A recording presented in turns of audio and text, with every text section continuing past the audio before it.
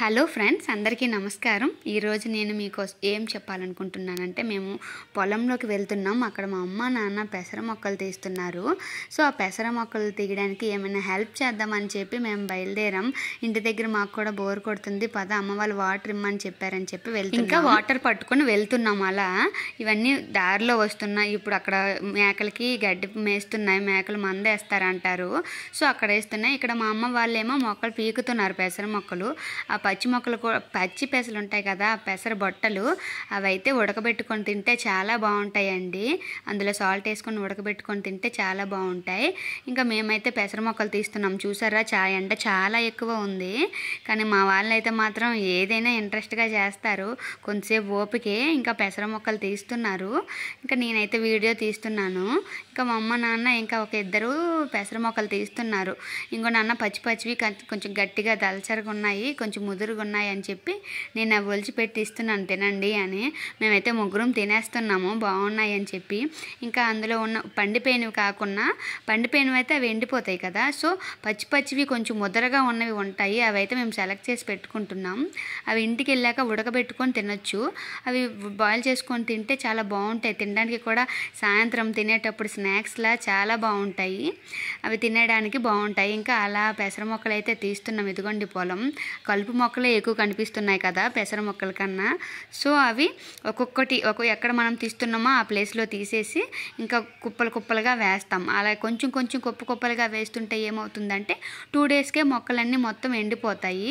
ఇవి పచ్చివి కదా, సో ఆ పచ్చి మొక్కలు కొంచెం కొంచెం పోగుల్లా ఉంచుకుంటే అవి ఈజీగా ఎండిపోతాయి. 2 డేస్లోనే అవి ఎండిపోయినవి కలెక్ట్ చేసుకోవాలి.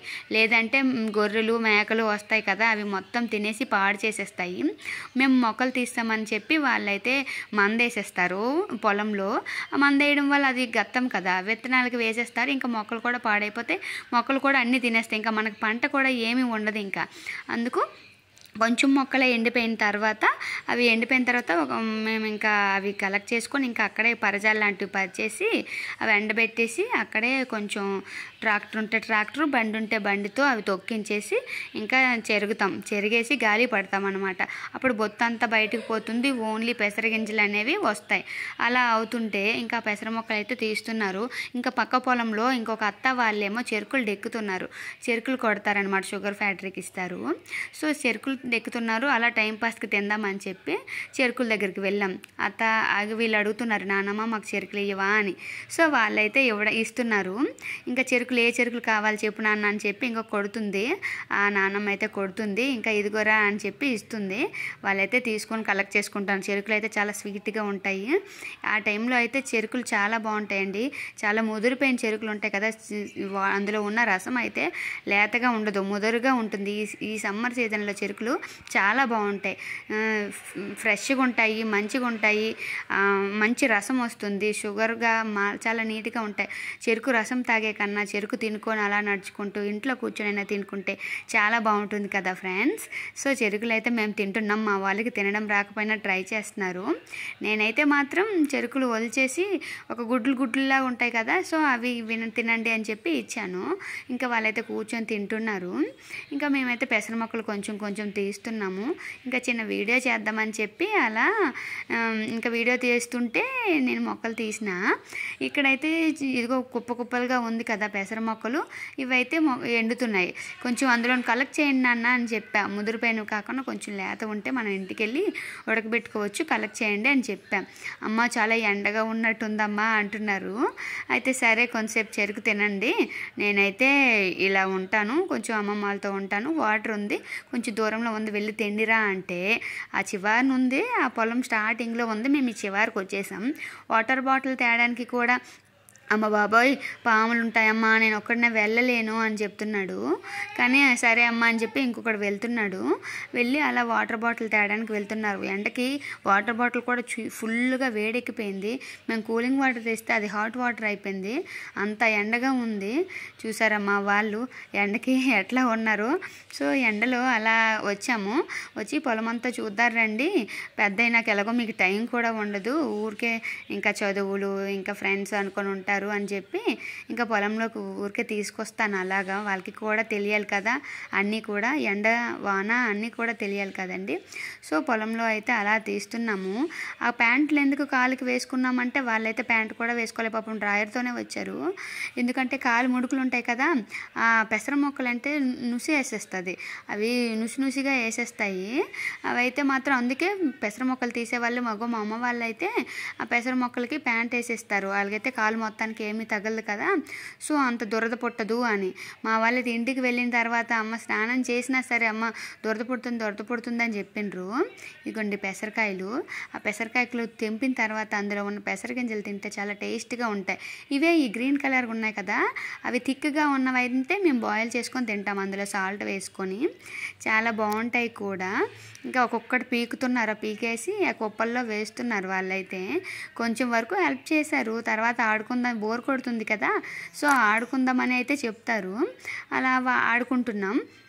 వాళ్ళైతే ఏదో ఒకటి ఆడుకోండిరా అని చెప్పి ఇంకా అక్కడ కొంతసేపు అయితే ఉండి ఇంకా అలా వాళ్ళకి వాటర్ బాటిల్ ఇచ్చేసాము. కొంతసేపు అక్కడ ఉన్న కుప్పలు వేరే కుప్పల దగ్గరికి వేసాం. చిన్న చిన్న పోగులు ఉంటాయి కదా, ఆ పోగుల్లో పెద్ద పెద్ద పోగుల దగ్గరికి కలిపాం. అదంతా ఎండిపోయిన 2 days ఎండిపోయిన తర్వాత గాలి మట్టించేసి గాలి పట్టేసి ఇంకా పెసలన్నీ కలెక్ట్ చేసేస్తారు. ఆ పెసరపప్పుతో ఏం చేస్తామో మనకు తెలుసు. మన ఇంట్లో వాడుకున్న పెసలతో మనం ఏమైనా పెసరు మొలకలు నాటుకొని తింటాం, పెసరపప్పు దోశలు వేసుకుంటాం, బూర్లు వండుతాం.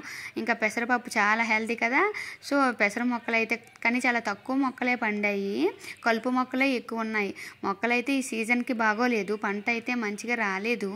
చూడండి ఒక మొక్కకి చాలా తక్కువ బొట్టలే వచ్చాయి చూడండి. ఎందుకంటే ఈ పంట చాలా తక్కువగా ఉంది, వర్షాలు లేవు ఏం లేవు కదా, అందుకు పంట చాలా తక్కువ. గింజ కూడా అంత థిక్నెస్ లేదు చూడండి, స్ట్రాంగ్గా లేవు, కొంచెం డెలికేట్గా ఉన్నాయి. ఆ పెసర గింజలు అయితే చాలా బాగున్నాయి. వెనక్కి అదిగోండి చెరుకుల బండి వస్తుంది.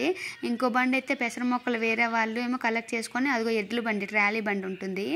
ఆ ట్రాలీ బండిలో ఆ మొక్కలన్నీ ఎక్కించుకొని కొంతమంది కళ్ళంలోకి తీసుకెళ్ళిపోతారు, కొంతమంది అయితే మాత్రం ఇంట్లోనే ఉంచుతారు.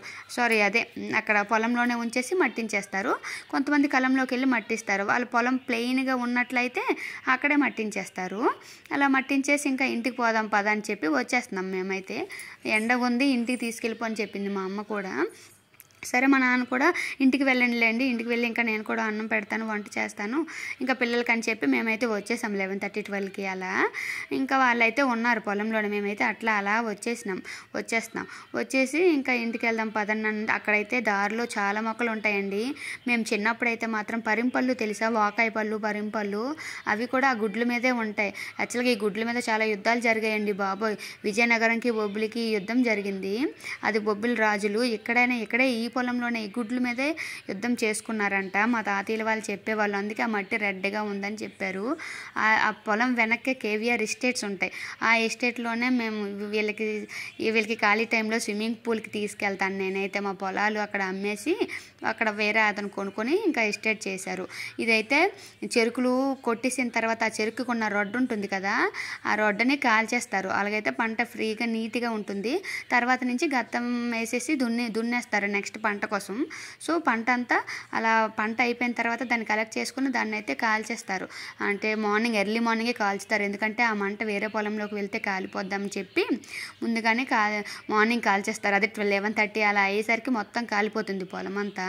ఎందుకంటే చల్లగున్నప్పుడే కాల్చాలి, ఆ ఎండకి కొంచెం రెక్కలు వెళ్ళినా సరే కొంచెం కేర్ఫుల్గా ఉండాలి కదా, సో అందుకనే అలా చేస్తారు. ఇంకా అలా చెరుకులు వాళ్ళు ఇచ్చిన చెరుకులు తినుకొని మేమైతే ఇంటికి వెళ్తున్నాము. ఇంటికి వెళ్ళి అలా ఇగో చూడండి, మేమైతే నేనైతే చూస్తున్నాను వీడియో, నా ఫోన్తో ఎట్లా వస్తుందా ఏంటని.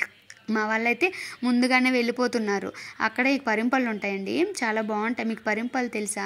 యాక్చువల్గా ఇది మామిడి తోట. ఈ మామిడి తోటను కొట్టేసి ఇక్కడ టేకు మొక్కలు కొంత వేసుకున్నారు, కొంత పొలం పండించుకుంటున్నారు. అప్పుడైతే మేము చిన్నప్పుడైతే ఈ మామిడి తోటలో మామిడికాయలు తెంపుకునే వాళ్ళం. దొంగతనంగా జీడి పిక్కలు, చిమ్మిడి పిక్కలు అన్నీ వచ్చేవాళ్ళం వేరుకోవడానికి. ఆ దొంగతనం చేసుకొని మామిడికాయలు తినేదానం, చాలా బాగుండేది కూడా. ఇప్పుడైతే మామిడి తోటలు చాలా కొట్టేశారండి. మామిడి తోటలు కొట్టేసి దాన్ని కాపలా ఉండడం కష్టమైపోతుందని చెప్పి పంటే పండించుకుంటున్నారు. ఇంకా అలా మా వాళ్ళైతే ఆ చెట్ల దగ్గర కొంచెంసేపు రాట్లాట ఆడారు పట్టుకోవడానికి. రాట్లాట తెలుసా మీకు? ఒక్కొక్క రాట దగ్గర ఒక్కొక్కరు పట్టుకుంటారు. రాట పట్టుకోకుండా ఉంటే వాళ్ళని అవుట్ చేసేయాలి. ఆ గేమ్ అయితే కొంచెంసేపు ఆడుకున్నారు. ఇటువైపు ఈ పొదల్లో పొదలు ఉంటాయి. పొదలతో ఆడుకున్నారు. థ్యాంక్ యూ అండి. అలా మేమైతే ఇంటికి వెళ్ళిపోయాం మెల్లగా. ఇంటికి వెళ్ళిపోయి కొంచెం అన్నం పెట్టి స్నానం చేసి అన్నం పెట్టేసాం మా పిల్లలకైతే. థ్యాంక్ యూ అండి. Thank you for watching. Thank you very much అండి. ఈ వీడియో మీకు నచ్చినట్లయితే లైక్ చేసి షేర్